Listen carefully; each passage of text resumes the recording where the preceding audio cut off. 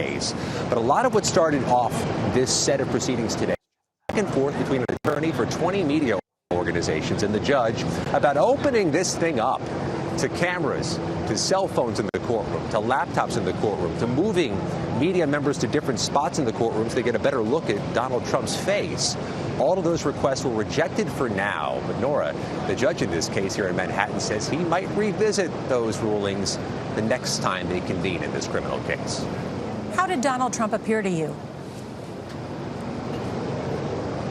It was noteworthy that he walked in slowly, sat with nothing in his hand. So often when you go watch a criminal case in person, Nora, the defendant's got a pen and paper. The defense has something to make note of what's happening on this day, this most important day of his or her life.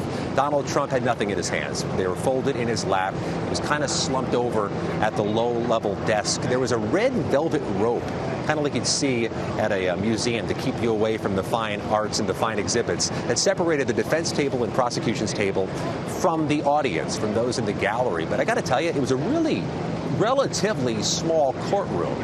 Big by the standards of the Manhattan courthouse, but small in general. I counted about 20 or 30 people as spectators in that room. There was an adjacent overflow room with another 10 or 20 of us, and we were a little more liberated to leave the courtroom before the proceedings ended. Those in the courtroom are fixed there, likely by Secret Service request or security request, until all of this is over. When you talked about that red velvet rope, it reminded me of the most recent pictures of Donald Trump at his own club in Mar-a-Lago, where he sits in the middle of the dining room and ropes himself off from other members of his own club while he's having dinner on a Saturday night in an unusual sort of circumstance. Robert? Just an additional note, when you look at that picture right now, the person at the end of the row is a Trump advisor and lawyer named Boris Epshteyn. And he is someone who has become a confidant of the former president. He's close to the Trump family, close to the Trump sons in particular. He's also quite notable to be sitting there at the table with the former president at this critical moment, legally and politically, because it's raising some eyebrows. Well, it's raising eyebrows because his phone, Boris Epshteyn's phone, was seized by federal agents as part of the January 6th investigation. Who is Boris Epshteyn, if you haven't been following every day? Well, he's someone who was very close to Rudy Giuliani for a long time. And when Giuliani was right there with Trump after November 2020, working to try to overturn the election, who was at Giuliani's side? Boris Epshteyn. So Giuliani was Trump's right-hand man in that post and pre-January 6th period, and Boris was that to Rudy.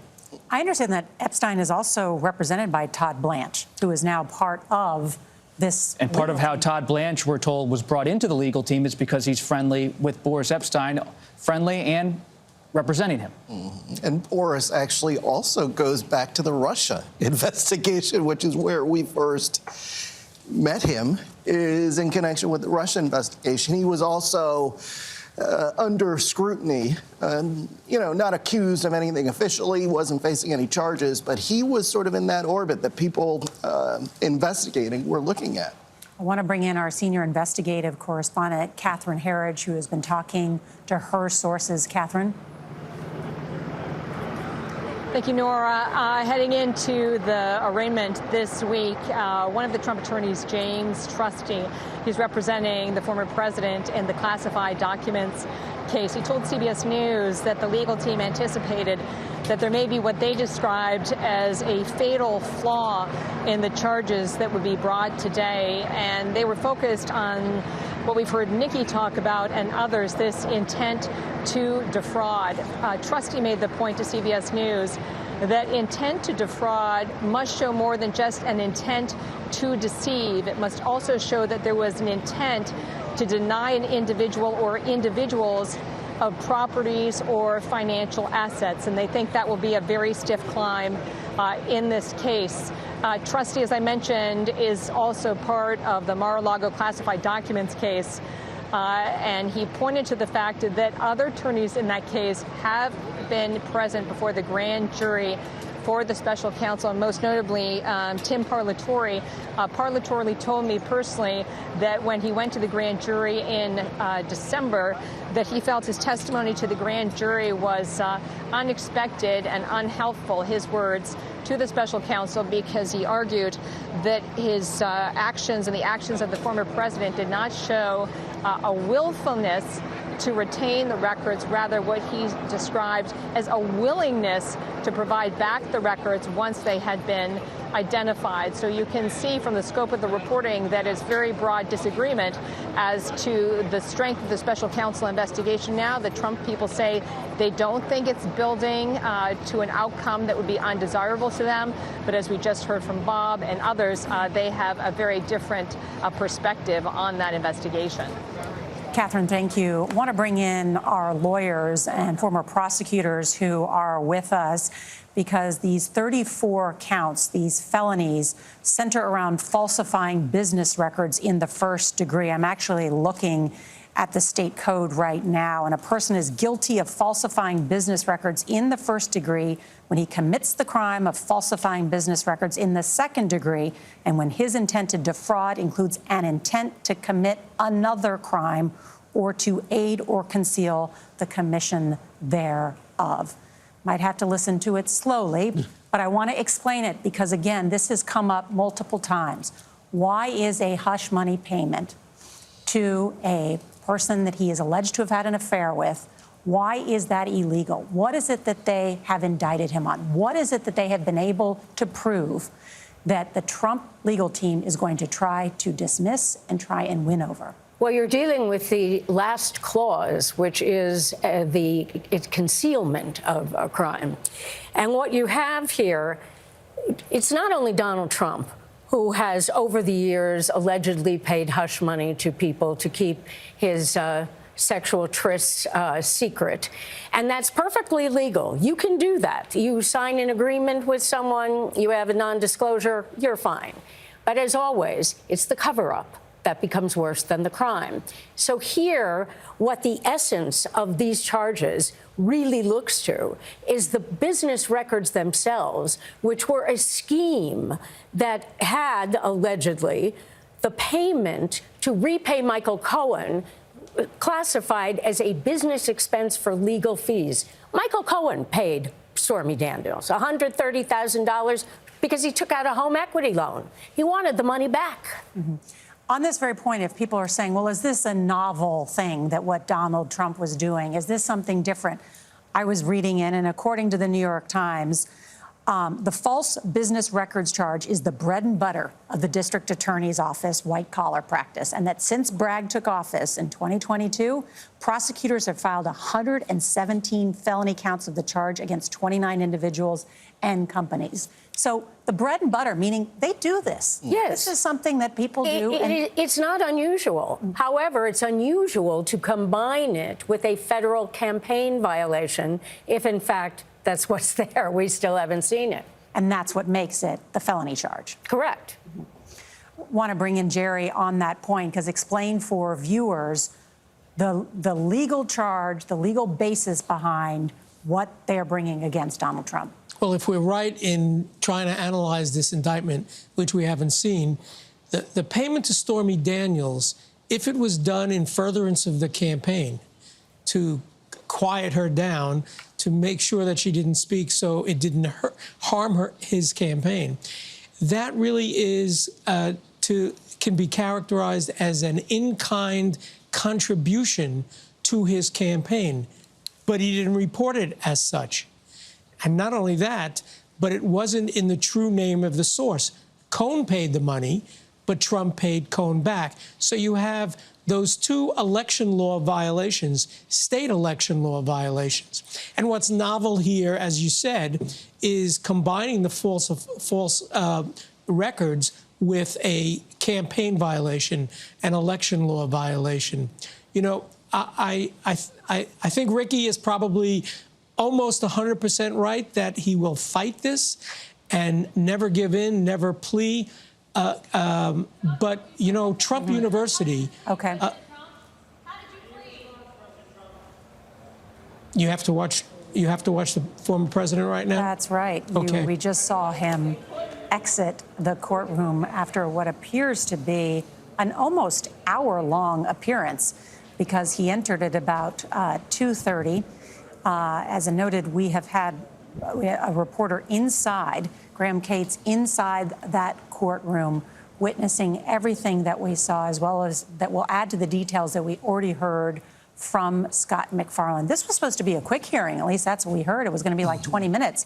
Lasted an hour. It's a specific and important case, no doubt. And we're all anxious to hear details of what happened inside. And what's in the actual indictment. I mean, we finally... Checking the email right now. Yeah, exactly. I'm looking. I'm While refreshing. you check, can I ask a question of Ricky, which is, barring some theatrics, is there a reason that it would take that long just on the indictment itself?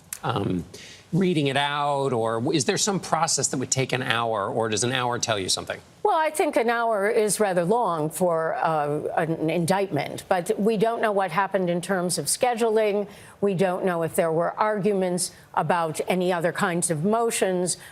We really don't know until we find out from people who were in that courtroom. An hour is long for an arraignment. They usually take about 10, 15 minutes tops. And then the judge says, and the next date that you will be here for a status hearing is February, March, whatever it may happen to be, and I'm using past months intentionally, that it should not have taken this long. So something happened in there, and we'll find out what it was. Ricky, play this out for us as a lawyer. Let's say this first-time offender, Donald Trump, is ultimately convicted of this crime, of these 34 charges. What kind of prison sentence, if any, could they face? What kind of penalty could Trump have in his future if he's ultimately convicted? He's facing he's facing a discretionary 4 years in prison, because these are 34 counts, we are told, but they don't stack them one on top of another because it's all part of one scheme. So it would be looked at really, in essence, as one factor, and so you would have a 4-year penalty. Do I expect that Donald Trump is going to prison on this particular case? Should he be convicted of a jury of his peers where 12 people believe the evidence beyond a reasonable doubt? No, I do not expect him to go to prison. That word you use, discretionary. Who has the discretion? The judge, 100%. Is in any case, both sides will argue. The judge decides. And we now see Donald Trump in the motorcade leaving the Manhattan courthouse after pleading not guilty to 34 felony counts of falsifying business records. We have new details coming in right now about what happened inside the courtroom. Let's bring in Scott McFarland. Scott? Nora, Donald Trump spent exactly 1 hour inside that courtroom for departing. He arrived at 2:25 p.m. Eastern Time, departing here 3:25 p.m. Eastern Time. I can tell you from the part of this proceeding we saw, the overwhelming majority of this proceeding was not the reading of the charges. It was not the arraignment. There was some litigation about opening these proceedings up to media, and there were some number of arguments or discussions after the reading of the charges. And we're about to find out what those included. Is there a possibility there was an argument over a possible gag order? Sure, that's been talked about in recent days. We do know, as Donald Trump exited, he did not address the cameras that were there, in which some people predicted he might speak to. So we're going to find out in the coming minutes what else was included in this hour-long hearing. The arraignment, the actual filing of these 34 charges, took just moments. It's a lot still to find out. Terrence, what was your background? Scott McFarland, thank you. We do expect that Donald Trump's motorcade will head straight to LaGuardia Airport, where his red, white, and blue plane with his name emblazoned on it in gold will depart back for Palm Beach and to his private club, Mar-a-Lago, where he is expected to speak tonight. He was expected, according to one advisor, to perhaps address the cameras while inside the courtroom, but he did not. And we'll learn probably why, but he looked stone-faced, I guess is the best way to describe it, while entering and exiting the courtroom. As we wait to find out the details of this, something when Ricky was talking struck me. If there are 34 counts and they are associated with these checks, we shouldn't forget that there has been reporting, or there's been the suggestion that some of these checks were written while he was president of the United States. And that will be something to look for. So in other words, it may be the same check, but the dates on the checks will be, at least politically, quite significant if some of those dates, some of those checks in this allegations or in this indictment were while he was president of the United States. Well, again, it's the collision, if you will, of the political world and the legal world. That is a factor that could be very important in the future in the political world. It's not a factor that I expect it has any relevance in Alvin Bragg's indictment. So what we're looking at here are, as they used to say, just the facts, ma'am, just the facts. And the facts here are very straightforward. It's the law that is not. But politically, John, depending on what happens in the future, when we deal with the 2024 elections, the fact that he may have signed these checks while he was president of the United States does create a very interesting wrinkle. What does it create a new legal wrinkle? Well, it doesn't create necessarily a new legal wrinkle, but it certainly might give fuel to the fire if someone is looking at a future of saying, well, we can't have him be president, and how do you wind up getting rid of someone who might become president? You have to impeach them. So private conduct doesn't really get us to that level, but conduct while you were president of the United States just might. But that's so far in the future that it takes us away from the present day. I've been texting with advisors and associates of Trump, asking if they're surprised Trump didn't speak to reporters outside the courtroom. And they said no. They said Trump is a Florida resident now in every sense, politically, culturally. He doesn't like what New York has become for him, the experience of him being in New York, a fortified Trump Tower. He can't go to the 21 Club down the street anymore and have a bite to eat and be greeted by people in the streets. It's a different New York for Donald Trump, and he was given a bracing reminder of that today in Lower Manhattan. In fact, even when it's hot in the summer in Florida, Trump does not come back. He goes out to Bedford, New Jersey. Bedminster, New Jersey. Bedminster, New Jersey, different place than Bedford, New York, and spends his summers out there. He's going back to his plane, the Boeing 757 now, often parked at LaGuardia Airport. That has long been the place he flies in and out of. This campaign plane was shuttered for a long time, but it has been now put back on the campaign trail for Trump. He's been using it at recent rallies. He'll be flying back to Florida in that aircraft before he goes on to Mar-a-Lago. And I wonder, as they drive up Manhattan and through the city, if he's reminiscing a little bit. A lot of the buildings that he is passing used to have his name on them. And now those names have been taken down. So the city has changed a lot since he became president in terms of how it relates to Donald Trump. We've noted that Trump first faced criminal investigations in the 1970s. He has avoided criminal charges up until today as a former president of the United States. But while under investigation and while challenged throughout his life, Trump has used two main tactics: attack and delay. He has been on the attack since this morning. His sons are on the attack as they are personally going after the district attorney and the judge in this case. There will not be a gag order, we believe, in this case. It would be difficult to enforce, as Ricky Kleeman has noted. How does this play out? And who joins the attack? If you are, there's the 2024 candidates, but anybody engaged in public life, because this is an attack on the judicial system, you attack it for the purposes of undermining whatever finally happens to the president. So who chooses to join in that attack? And there's a cost to doing so, because you're basically saying this is an illegitimate proceeding. That's a very dangerous thing to say. And on the legal side, delay, delay, delay, which is always the defense point of view. The prosecutor wants to go forward quickly as possible. They want to get this done. And the defense always wants to delay, because delay always benefits every criminal defendant. You think back to Michael Cohen is at the center of this case, but when I was watching those images come in of Donald Trump sitting there in the courtroom, I was thinking not of Michael Cohen, but of Roy Cohn, Trump's longtime advisor, now passed, but someone who was of New York, of the legal community, highly controversial for his ethical decisions over the course of his career. I was thinking about Roger Stone. I mean, there was a combative advisor and lawyer almost always at Trump's side. He had a few of them today, but it's an entirely different context, a different stage of his life, running again for the presidency. And he's not now the man on page 6. He's a former president of the United States of America, coming back to Manhattan.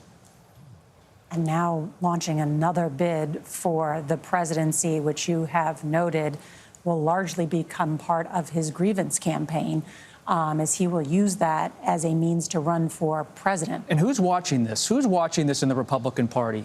Florida Governor Ron DeSantis, Governor Youngkin, maybe a rising member of the United States Senate, and wonder, is this a moment of political vulnerability, not just legal vulnerability?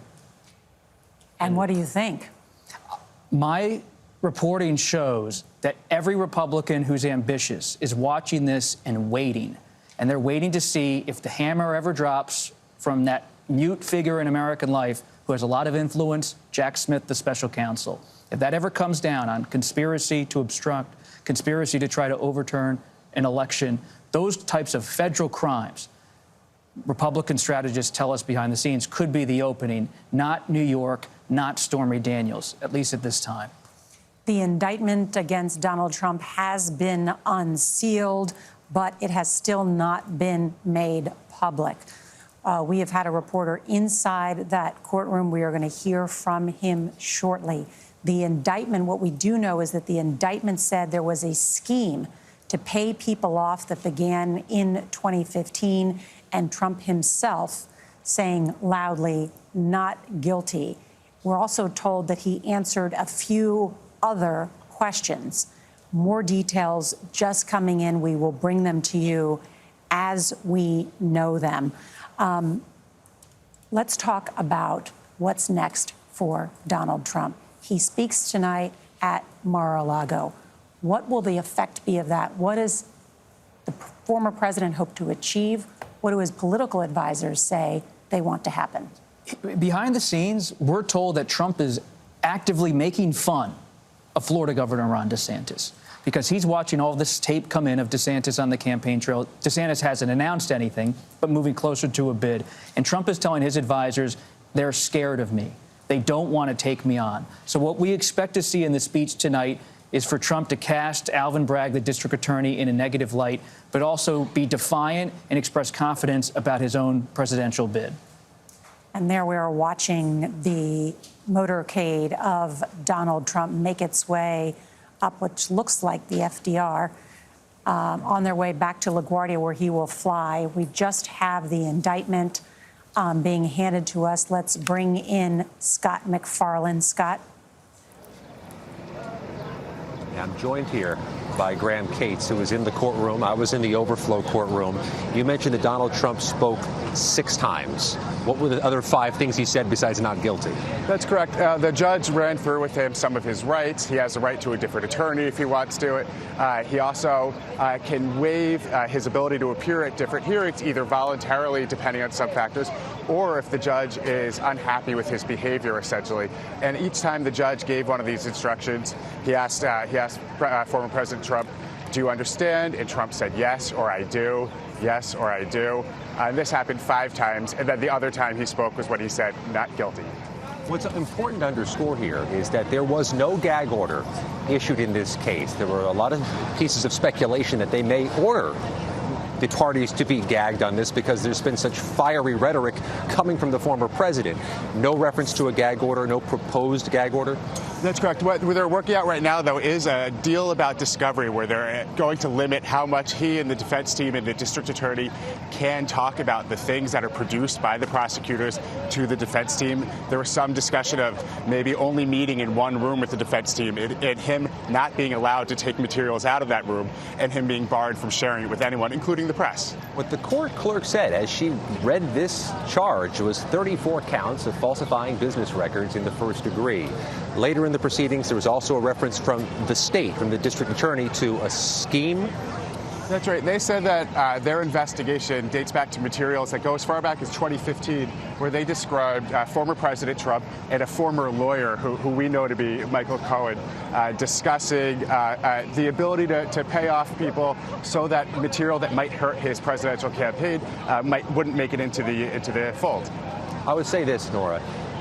This is such a humble building compared to the other courthouses across America, the federal courthouses, the Supreme Court. Kind of small, a little stuffy, a bit of a dank room. I noticed the former president smiled slightly when the press photographers were in the room for a few moments. Otherwise, kind of hunched over in his chair, somewhat expressionless, nothing in his hands, no pen, no paper, no note-taking. And it was his defense attorney, Tom Blanche, the newly hired defense attorney, who spoke for him. That's correct. Todd Blanche. So he was very serious. Donald Trump was very serious. He didn't make a lot of gestures. He whispered with his attorneys a little bit. But Blanche kind of said, we need to see this indictment. Now that it's finally unsealed, we need to study it and then figure out what our next steps are. Nora. Graham, I'm just looking at a press release from the Manhattan District Attorney's Office that is a statement of fact that the defendant, Donald J. Trump, repeatedly and fraudulently falsified New York business records to conceal criminal conduct that hid damaging information from the voting public during the 2016 presidential election. I want to walk through this with you. They first note that in one instance, American Media, Inc., AMI, which is the holding company for the National Enquirer, paid $30,000 to a former Trump Tower doorman who claimed to have a story about a child Trump had out of wedlock. How does that factor into this? You know, in court, they didn't describe one by one what the different allegations were, other than to lay out this timeline that I think went back further than we expected. And that's actually the first time hearing about it. So I think we're going to see that there are other materials. We've known so much that has come from people like Michael Cohen and others who are kind of in this orbit. But now with these investigators who have been looking into this since actually about 2018 are finally revealing to us what they've learned in all that time. And Graham, correct, there was no gag order issued by the judge, but there was a warning about social media posts. That's correct. You know, he asked both the defense attorneys and the prosecutors to talk to the defendant, former President Donald Trump, and their witnesses about making any comments that he said could incite violence or unrest. And he gave a few different instructions along those lines, saying you should really tell your client not to make social media posts that might incite violence, not to say things that might incite violence.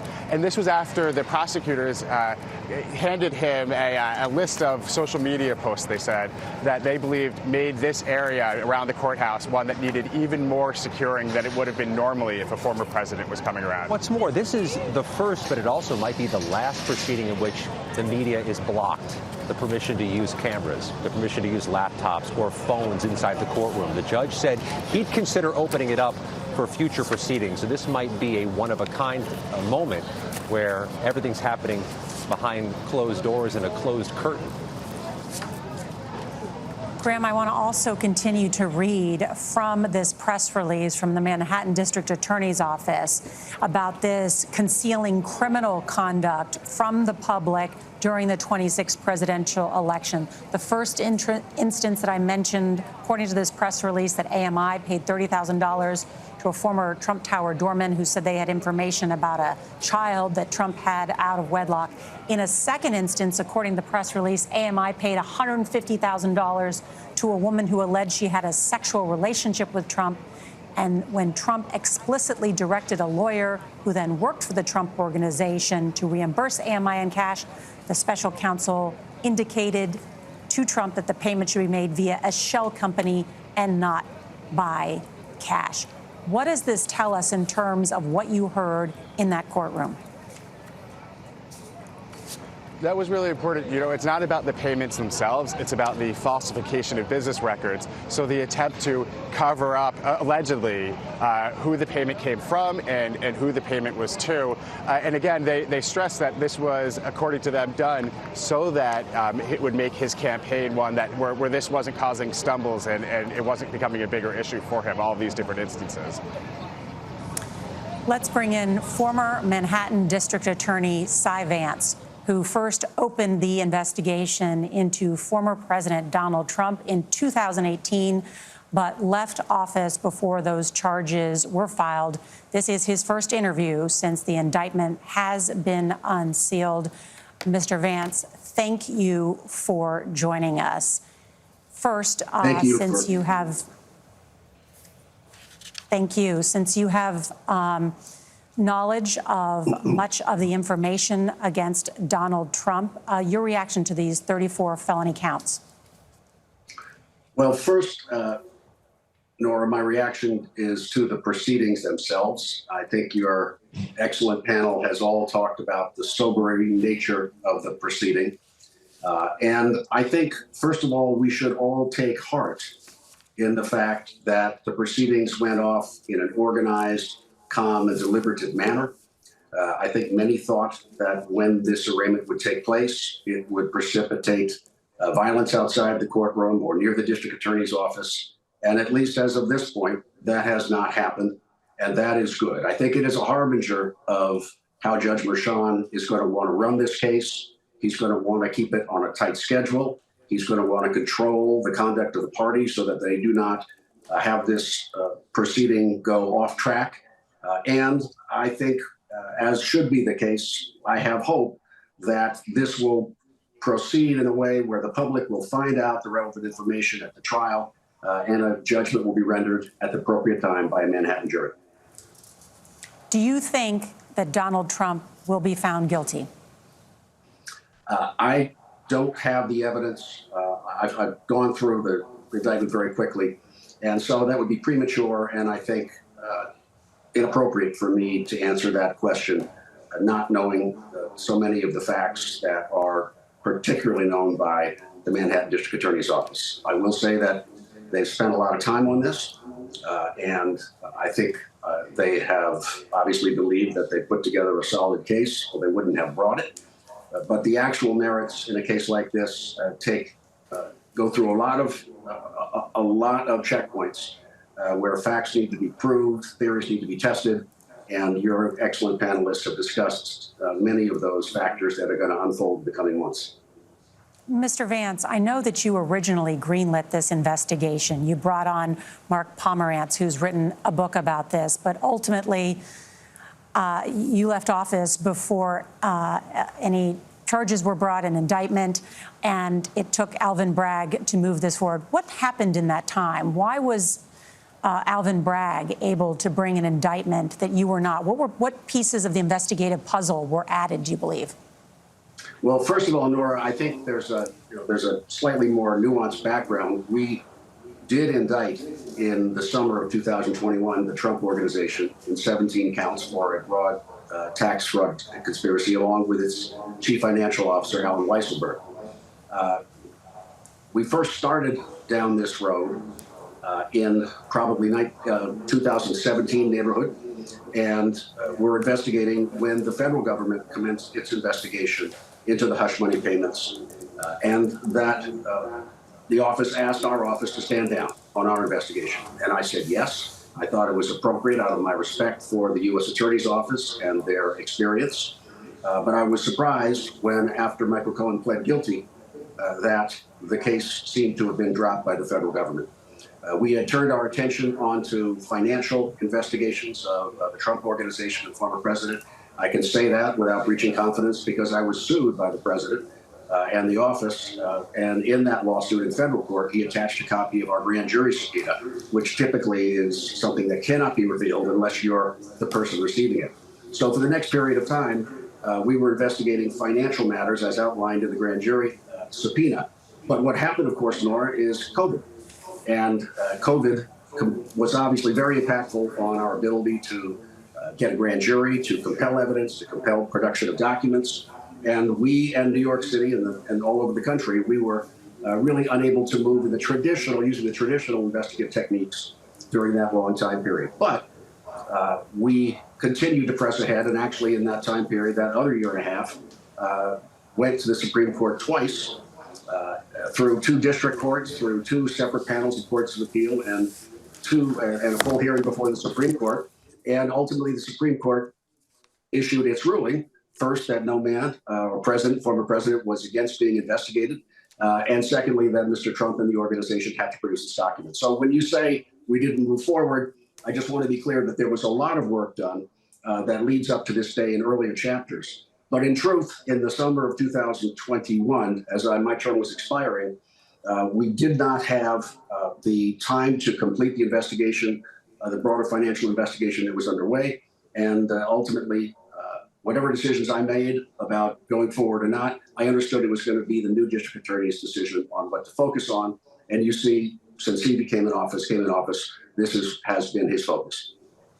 And Mr. Vance, thank you very much for that clarification.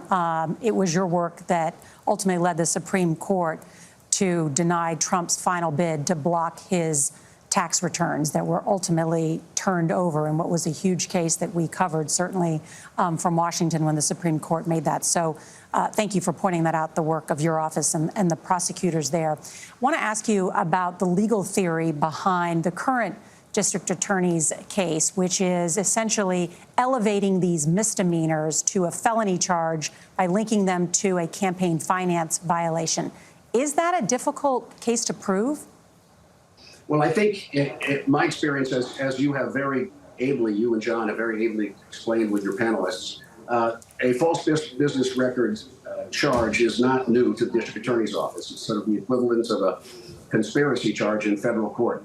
So those are charged all the time. During my tenure, we did elevate a misdemeanor false business record charge to a felony when it pertained to other crimes that were intended for the creation of the false business record, including some federal crimes. But what was not done during our office was to elevate it for purposes of proving that the false business record was designed to violate federal election laws.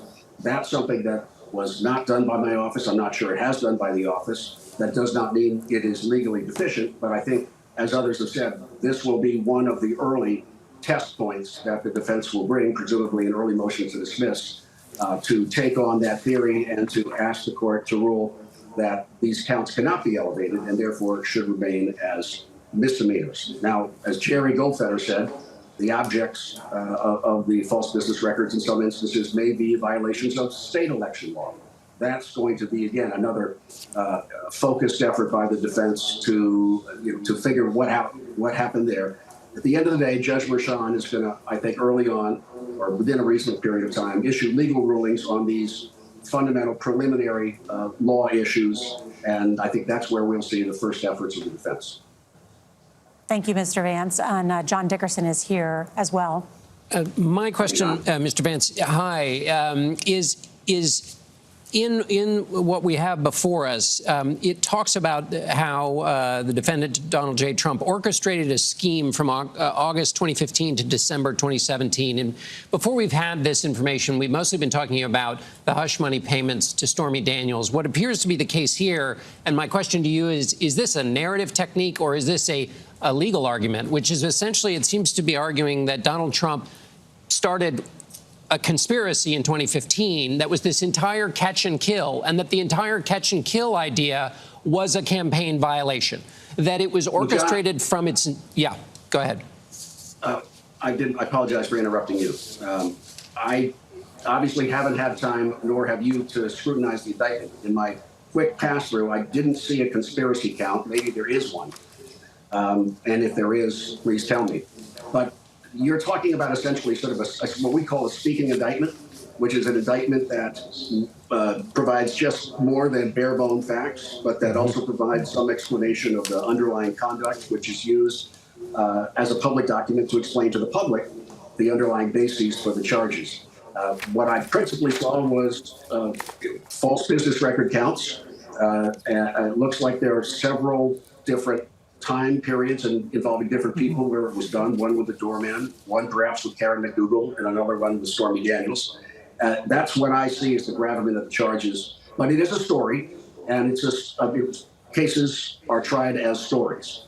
And I think the story that will be put forth here is a multiple-year conspiracy to violate state and election laws by manipulating the internal books, ledgers, checks of the company. Michael Cohen's potential testimony, how would it factor into this case in the coming months?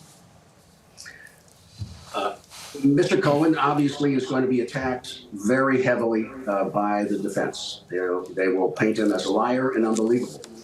But as I've said before, and as someone who has tried many, many, many cases with individuals who have criminal records as principal witnesses for the prosecution, you take your witnesses where you find them.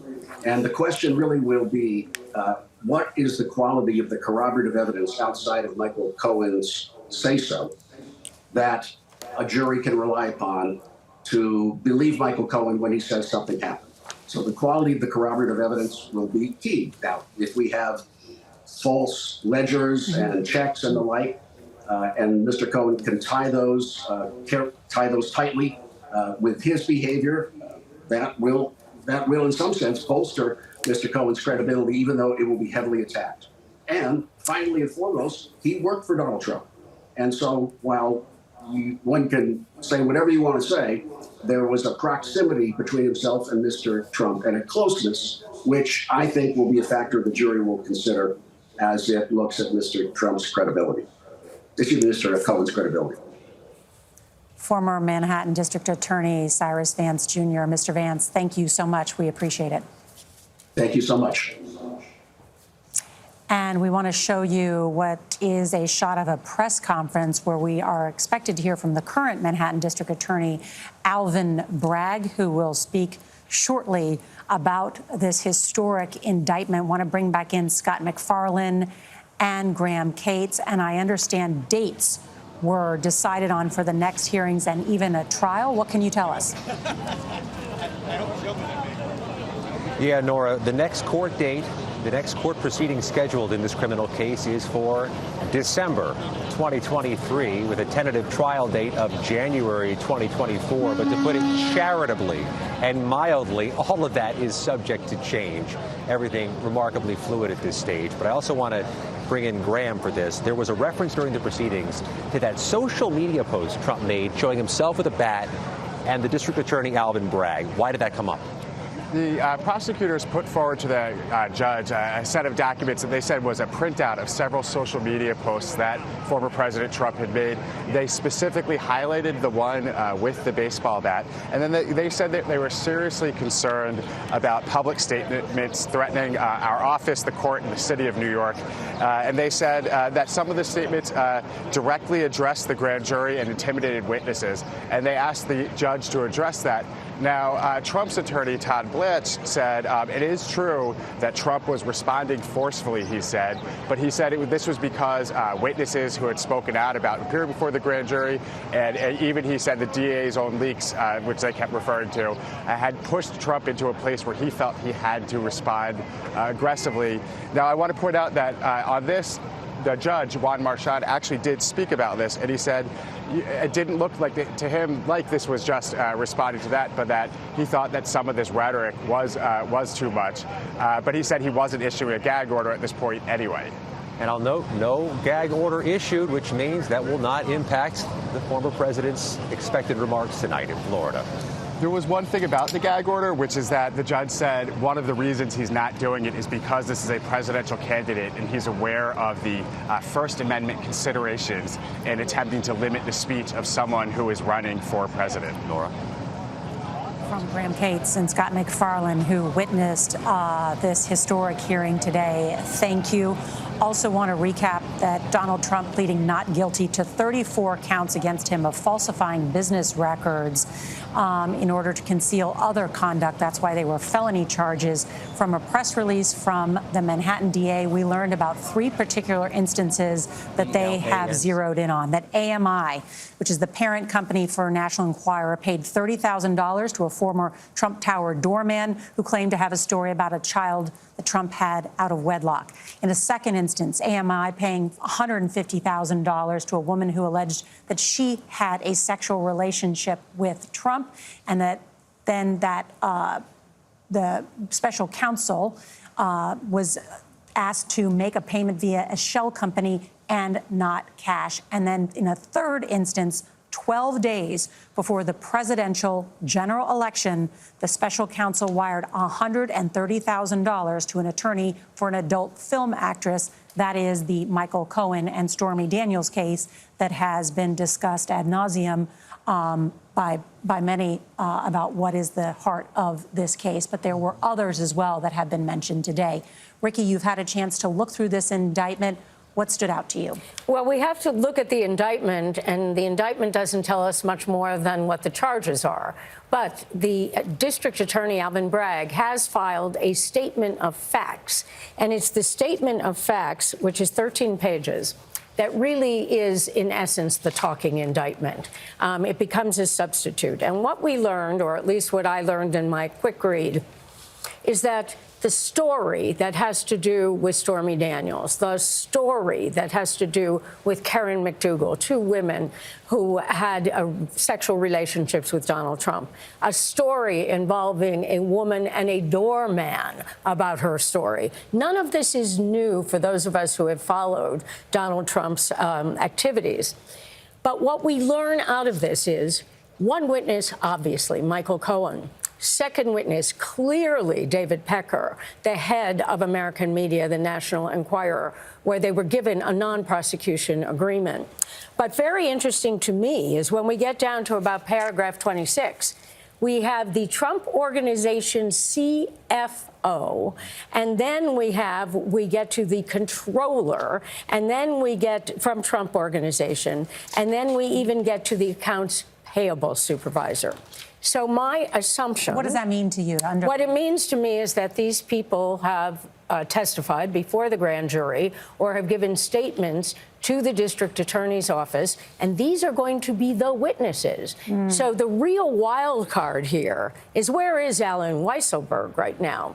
Alan Weisselberg is in Rikers Island. He is serving a prison sentence. He's the CFO, the former CFO. He is this former CFO, and he is clearly, on this statement of facts, a linchpin in creating this so-called scheme of the falsification of the business records. He's critical. That is the missing piece of the puzzle in many ways that we were waiting. What brought them to this very moment? I do want to bring in now, because we have just heard from, as we watch Trump boarding his plane back, we'll split screen this now, because we've just heard from Trump's attorneys, Joe Tacopina, and for the first time, Todd Blanche. Let's listen. There's not really any surprises. I know there was a lot of talk over the past several weeks and the past several days about what's going to be in this indictment and what's going to be there that we don't know. There must be something besides what we've been talking about for the past 4 or 5 years. There's nothing. The indictment itself is boilerplate. It doesn't allege any federal crime, any state crime that's been violated. It doesn't allege what the false statement is. And it's really disappointing. It's sad, and we're going to fight it. Can you tell us what Mr. Trump's reaction was? Were you surprised by anything in the indictment? No. How about you, Joe? Were you surprised? I was surprised there were no facts in there. I mean, normally in an indictment you have alleged facts. So they said that this was a false business record entry to aid and abet another crime. We're not saying what the other crime. Can you tell us what Mr. Trump's reaction was when he saw the charges against him? When you say what his reaction was, what do you expect his reaction was? I mean, his reaction is exactly what would happen if it happened to anybody that I'm looking at now or anybody that's hearing what you're saying. He's frustrated, he's upset, but I'll tell you what, he's motivated. And it's not going to stop him. It's not going to slow him down. And it's exactly what he expected. And so to that extent, there's no surprise. But he's also upset and frustrated and disappointed and mad. This happened. What about the warnings against his rhetoric on Twitter?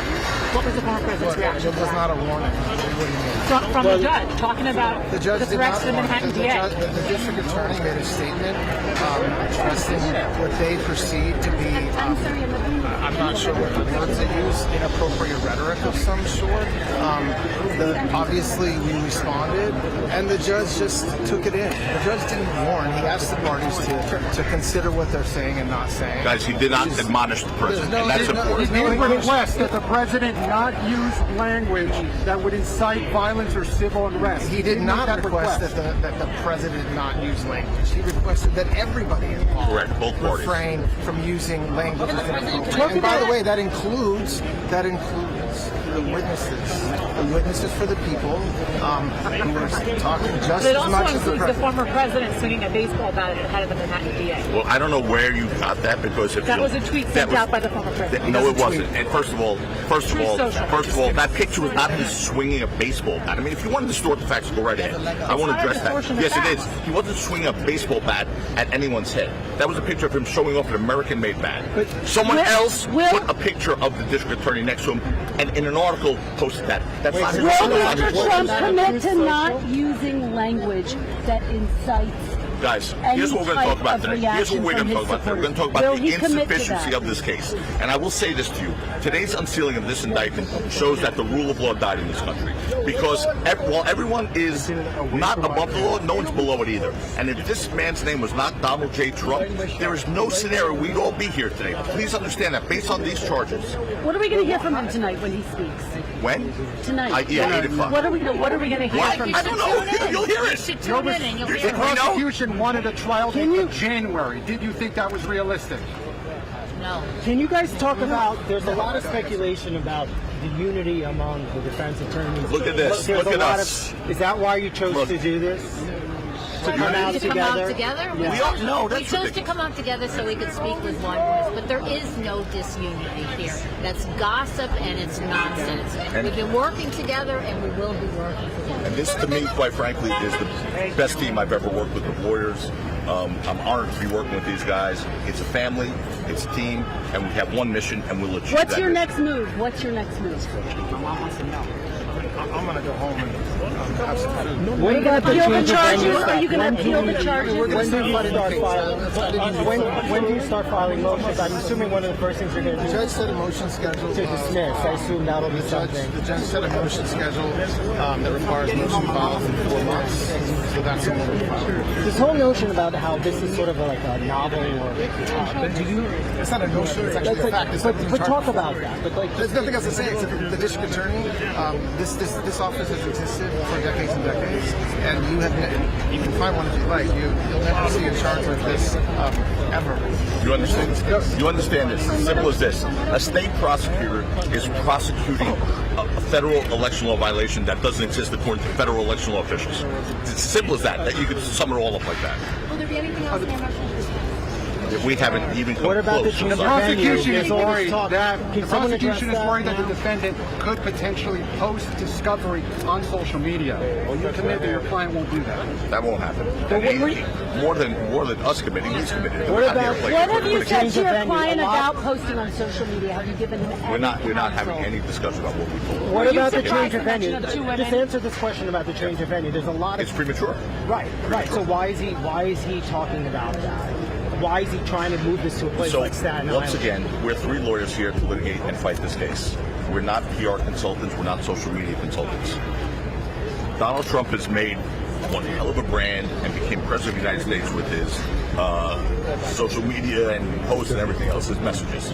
We are here to talk about the case and litigate the case. We can't address what he posts, what he wants to post, or it posts. But as his attorneys, have you told him to stop posting this rhetoric, So these what I said messages about before the judge? was we can't, literally, we can't tell you what we've discussed. No, I understand, so but are you concerned that he's continuing to go after the judge, talking about the judge's wife, talking about the family? I mean, I don't think the judge was concerned about it. Yeah, but any other defendant, wouldn't you be like... Any other defendant wouldn't be here today. He's not going after the judge. He is not going after the judge.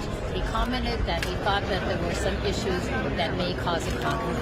That's not going after the judge. He's not. The reason going after the DA. Not going after the judge. Right, he's going after the DA. He has said that the DA, he is angry because the DA has brought a case that is unjustified. And so I'm not going to comment on it. You may disagree with the way he spoke. Can you talk about the process? Was he fingerprinted? Was there a mugshot? Was there a mugshot? Thank you. What about fingerprints? What's his message? What is his message? You supporters gathered here. The 3 members of Trump's legal team addressing reporters and answering questions. If there was any thought that Joe Tacopina had been sidelined from the legal team, he made clear to show that he's not. Once again, displaying his pugnacious style, defending his client. But also we heard from Todd Blanche the first time, who has a record as a a criminal defense attorney today, but as a well-known prosecutor, federal prosecutor in the SDNY, and he said Trump is motivated. This is not going to stop him. He's upset. He's frustrated, mad. Those were all adjectives he used. And you heard Donald Trump's legal team dismissing, almost mocking what was in this indictment. They called it boilerplate. You had 3 lawyers there that are now key members of Trump's legal team, at least on the New York case. Joe Tacopina, Todd Blanche, the new addition, and Susan Necheles. Then they are working together in that media scrum to start to preview what's to come in terms of motions to dismiss, arguing that this case should never have been brought, and pushing back against characterizations of what actually unfolded in that courtroom today. What struck you about the style of that presentation and the way they answered questions from the media scrum? Trump always seems to have a tension between those who are in the style of Joe Tacopina and those who are in the style of Todd Blanche. There's always the Steve Bannon alongside the Jared Kushner, the Joe Tacopina with the Todd Blanche, the Mike Pence along with the Roy Cohn. And these are the counter forces he has in his orbit going back 50 years. Not surprising to see them there again today. Yeah. Ricky Kleeman is someone who has looked through and read through this entire indictment and then heard a quick rebuttal. I mean, this was a press conference, certainly from Trump's attorneys. They seem to feel fairly confident. Well, if the only thing they looked at was the indictment itself, it is boilerplate. That is a statement of fact. Yeah. What we learn comes... Because they haven't seen the documents in the discovery. Well, this capital S statement of capital F facts, which is signed today by Alvin Bragg, appears to be a court filing the way it is written. And that is, in essence, the substitute for the speaking indictment. And this is really detailed. And as you can see now, we're showing you pictures from inside this room where we're going to hear from the district attorney who will distill for members of the press and the public more details that round out this so-called boilerplate indictment. And I want to bring in Scott Frederickson in just a second, but go ahead. Well, just for Joe Tacopina to say there were no facts, I mean, they may be wrong. They may be the DA's version of events, but there are facts, lots of them, that were outlined. So that's just not the case. Well, I don't know, actually, if they had them in their hand, because it came slightly after the indictment itself. But it is filed. I mean, it's got its heading. It has the indictment head. And the reality is it's going to show us what is going to come. Good afternoon. And now let's hear from the Manhattan District Attorney, Alvin Bragg. Here today. Earlier this afternoon, Donald Trump was arraigned on a New York Supreme Court indictment returned by a Manhattan grand jury on 34 felony counts of falsifying business records in the first degree. Under New York state law, it is a felony to falsify business records with intent to defraud and an intent to conceal another crime. That is exactly what this case is about. 34 false statements made to cover up other crimes. These are felony crimes in New York State, no matter who you are. We cannot and will not normalize serious criminal conduct. The defendant repeatedly made false statements on New York business records. He also caused others to make false statements. The defendant claimed that he was paying Michael Cohen for legal services performed in 2017. This simply was not true. And it was a false statement that the defendant made month after month in 2017. April, May, June, and so on through the rest of the year. For 9 straight months, the defendant held documents in his hand containing this key lie, that he was paying Michael Cohen for legal services performed in 2017. And he personally signed checks for payments to Michael Cohen for each of these 9 months. In total, the grand jury found there were 34 documents with this critical false statement. Why did Donald Trump repeatedly make these false statements? The evidence will show that he did so to cover up crimes relating to the 2016 election. Donald Trump, executives at the publishing company American Media Incorporated, Mr. Cohen, and others agreed in 2015 to a catch and kill scheme. That is, a scheme to buy and suppress negative information to help Mr. Trump's chance of winning the election. As part of this scheme, Donald Trump and others made 3 payments to people who claimed to have negative information about Mr. Trump. To make these payments, they set up shell companies, and they made yet more false statements, including, for example, in AMI, American Media Incorporated's business records. One of the 3 people that they paid to keep quiet was a woman named Stormy Daniels. Less than 2 weeks before the presidential election, Michael Cohen wired $130,000 to Stormy Daniels' lawyer. That payment was to hide damaging information from the voting public. The participant scheme was illegal. The scheme violated New York election law, which makes it a crime to conspire to promote a candidacy by unlawful means.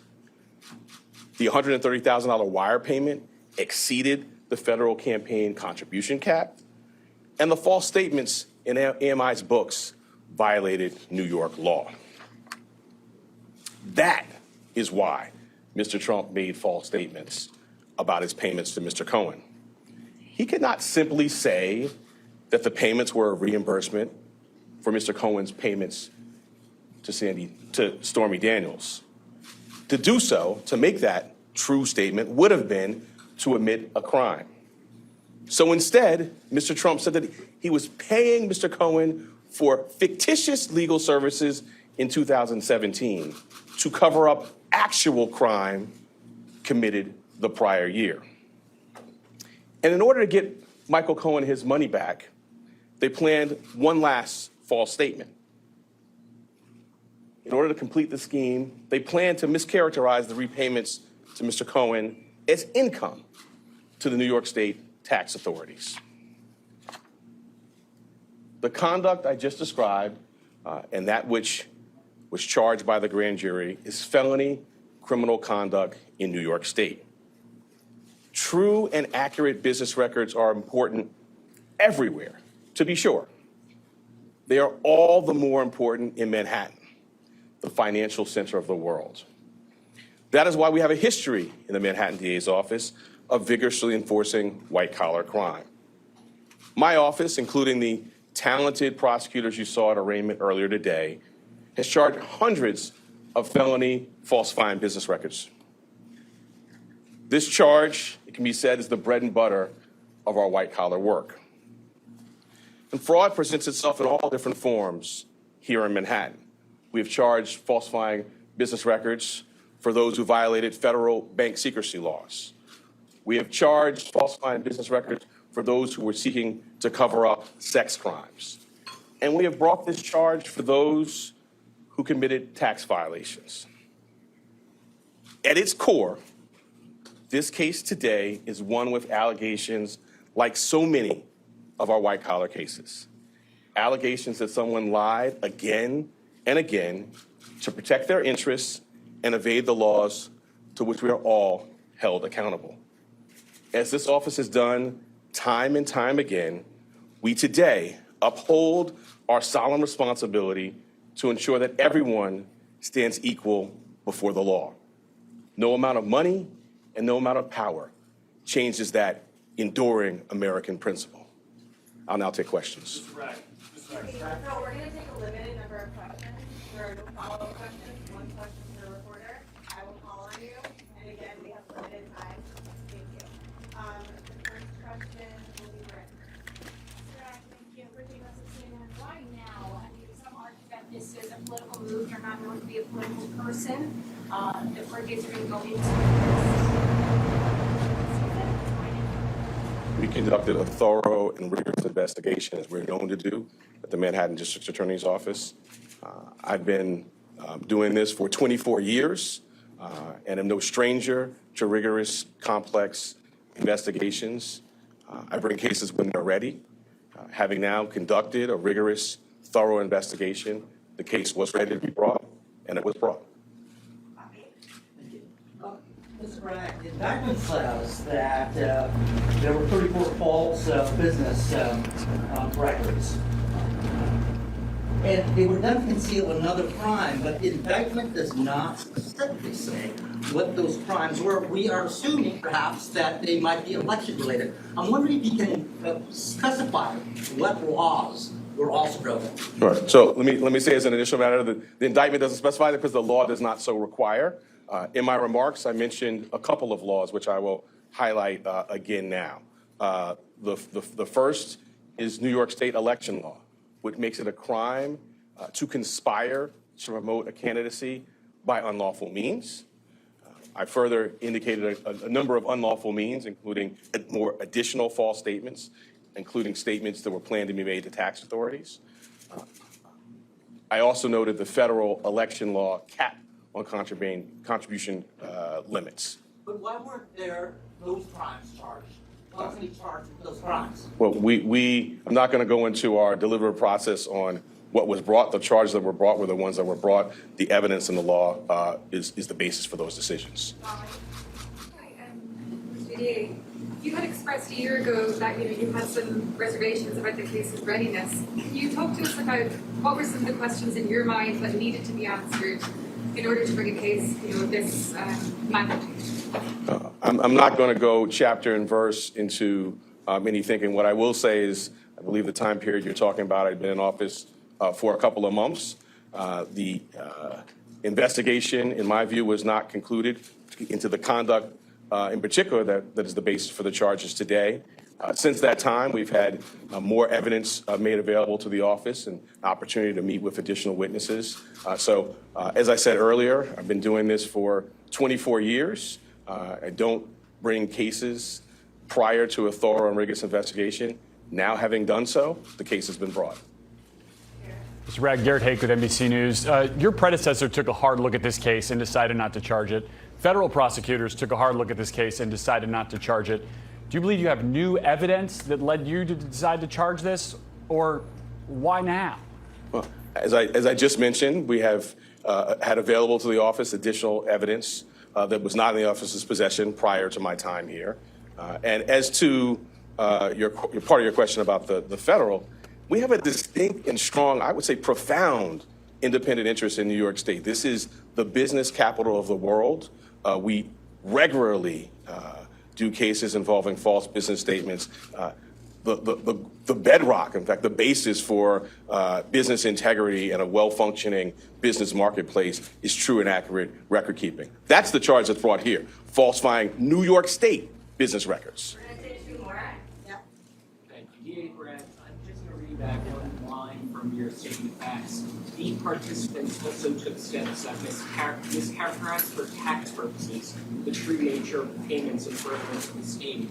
You allege former President Trump was one of the participants who mischaracterized the payments for tax purposes. I'm not going to go beyond the plain language statement of facts, which I think speaks for itself. Brett, can you please comment on the strength of the evidence that Trump personally intended violating state election law through the actions that are charged in the indictment? So the charge is falsifying business records. The charge requires, as I specified, criminal conduct that was concealed. One of the concealed crimes we allege is New York State election law. I sort of went through in our statement of facts, which I think many of you have in front of you, goes through things including, text messages, emails, contemporaneous phone records, multiple witnesses. All of that will be, as you saw in the fall, borne out in a public courtroom in downtown Manhattan. Last question is Jonah. Yeah, Greg, the charges that were related to the hush money payments to Stormy Daniels, the release from your office also mentions another woman, Karen McDougal, as well as a doorman. Can you comment on how those players are related to the charges you've brought or to the case overall?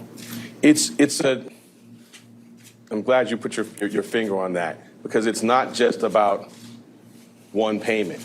It is 34 business records, 34 false statements in business records that were concealing criminal conduct And the earlier question about New York State election law, when I talked about conspiracy to promote a candidacy by unlawful means, those unlawful means we allege include the conduct set forth in the statement of facts, which is additional false statements separate and apart from the charged ones in AMI documents, planned false statements to taxing authorities. It is not just that one $130,000 wire payment. Thanks so much. Any comment about any incitement of violence by former president? At what point do you think that word is necessary? And we just heard from the Manhattan District Attorney Alvin Bragg outlining what is the new evidence he said that led him to bring this case before a grand jury. And of course, these 34 indictments as the president was arrested, booked, and pled not guilty today. Ricky Kleeman, quickly on that point, not only that he falsified business records, but something else we just heard at the tail end there that could be significant. Well, because Alvin Bragg is saying that in this conspiracy to promote a candidate by unlawful means, that one of those things was that it affected the tax authorities. So the question was, how did the false statement become a tax violation? Well, it's accounted for as a business record because it's a legal fee, and that was not true. Let's bring in Scott Fredrickson, former prosecutor who's been listening as well. What did you learn from those words by the district attorney and the indictment? Well, we learned a lot here finally today. This is a powerful indictment. It's no longer just the Stormy Daniels affair and the payoff. It's a scheme. It's a scheme to catch and kill. It's executed by meetings at Trump Tower. There's three parties to it. The CEO of American Media, Michael Cohen, and it says two of the parties have pled guilty. It describes the shell companies, the payoffs, and it even describes then when in the White House, after having been elected, the pressure campaign to prevent Mr. Cohen from cooperating. So I think you have to hand it to the DA. They put together a powerful statement of evidence that no defense attorney would want to have to defend against. I think the other critical question here is the legal theory still the same? Because now they reference mischaracterization for tax purposes and state election law. Before, we thought it was just the federal election law. Will that carry the day? In the end, the defense still, its best opportunity here will be try to knock this case out on a motion to dismiss. If they have to go to trial against this, there's an explosive list of the meetings, the payoffs, the campaign to pressure, the guilty pleas by those involved in the agreement. That's a scheme they describe. It's a strong case. All right, let's bring in Jerry Goldfeder, who also looked at this and is a campaign finance lawyer. Jerry, what did you learn? Well, I think that our speculation over many weeks has been borne out. The false records has been tied to alleged election law violations. And I think if in fact this indictment does survive a motion to dismiss, the jury will see a lot of texts, will see documents, and will hear from multiple witnesses. And I think reading the facts as presented by the district attorney, it's not going to just be Michael Cohen. It's going to be a variety of people. And the question will be for the jury as to whether or not District Attorney Bragg will be able to prove by beyond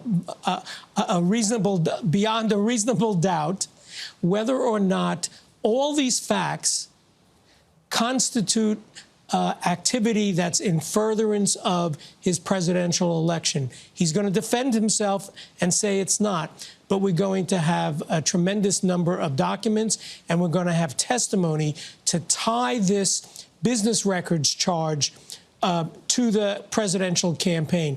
That's what makes it a felony. Jerry Goldfeder, thank you. And Jeff Pegues, some of the criticism made by Trump's team has been, you can't base a whole case on Michael Cohen. You know, he's a felon. He's served time. That's not going to hold up. But we learned there are additional witnesses, new evidence, and in the words of some here, this is a powerful indictment.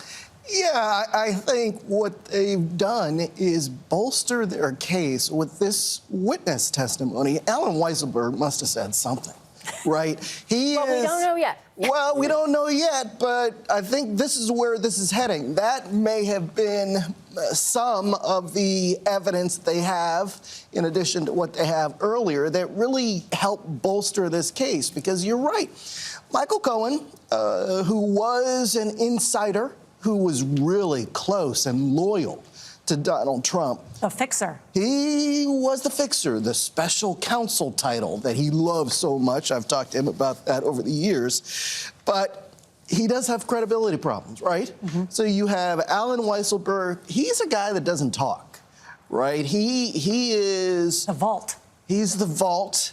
You know, back in the day when they prosecuted mob cases, they would have the accountant who wrote everything down, didn't say anything. You know, so for the Trump organization, Alan Weisselberg is the key.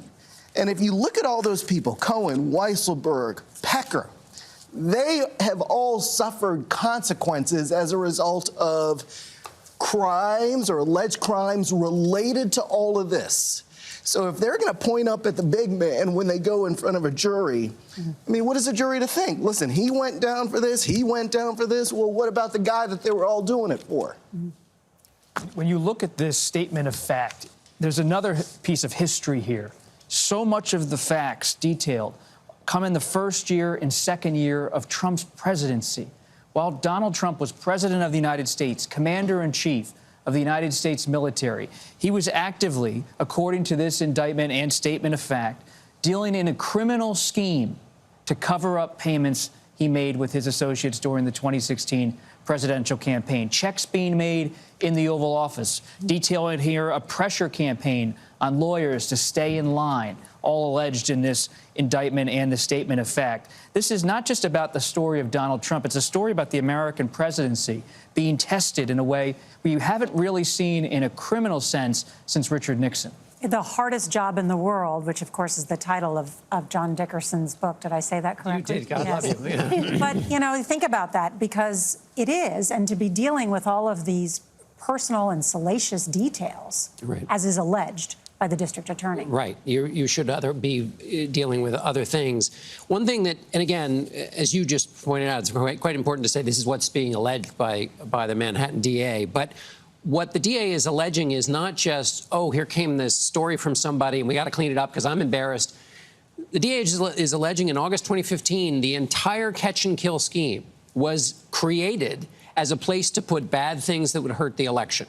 It wasn't just some bad thing that happened close to the Access Hollywood tape coming out and it was a fast movement. It was, according to the DA, a long, planned-out, methodical effort to subvert the electoral process. The porn star, the Playboy model, the Trump Tower guy who said maybe there was another baby out there. Right. And since all of that was paid by funds that were then lied about in official proceedings, that's how this entire big thing was, from its inception, according to the DA, a part of trying to get around the election or election related. I think it's an interesting idea what the defense could be, which could be embarrassing personally. But what if the case is that Donald Trump and Michael Cohen had been doing this for years, long before the campaign, of paying off women, so that it would not be primarily about the campaign? Wow, that's an interesting, in other words, they'd done it before. And so it wasn't a campaign finance violation. Correct. It would be I mean, I have no basis in fact for that, but I think it's an interesting defense if I were a defense lawyer, if in fact it's true. Right. The motivation, it takes away the motivation. Correct, which is the gravamen of the complaint. Right. This is just a part of my personal hygiene. And I just happened at this point to be doing this thing that I'd done my whole life while there was a presidential campaign going on, but it wasn't initiated for the purposes of getting around. Well, and that it is a defense, but of course it creates all kinds of other issues for Donald Trump. All right. Well, thanks to all of you. This has been a fascinating and historic afternoon, and appreciate all of your reporting and terrific analysis. Just to recap, it was about an hour in court for the former President Donald J. Trump, where he pleaded not guilty to 34 felony counts of falsifying business records. The Manhattan District Attorney's statement of fact alleged it was part of an effort to conceal crimes that hid damaging information from the voting public during the 2016 presidential election. In the words of some, a powerful indictment that alleged a scheme by the former president of the United States so he could get elected president. Well, today, Donald Trump becoming the first former president to be booked, arrested, read his rights. He is now back on his way to Florida, where he will deliver remarks this evening from his home there and private club, Mar-a-Lago. We will continue on CBS News streaming your local news, and we will have a full wrap-up tonight on the CBS Evening News. A big thank you again to our team of our correspondents, reporters, guests, producers, and contributors. This has been a CBS News special report, the arraignment of Donald J. Trump. I'm Nora O'Donnell in New York.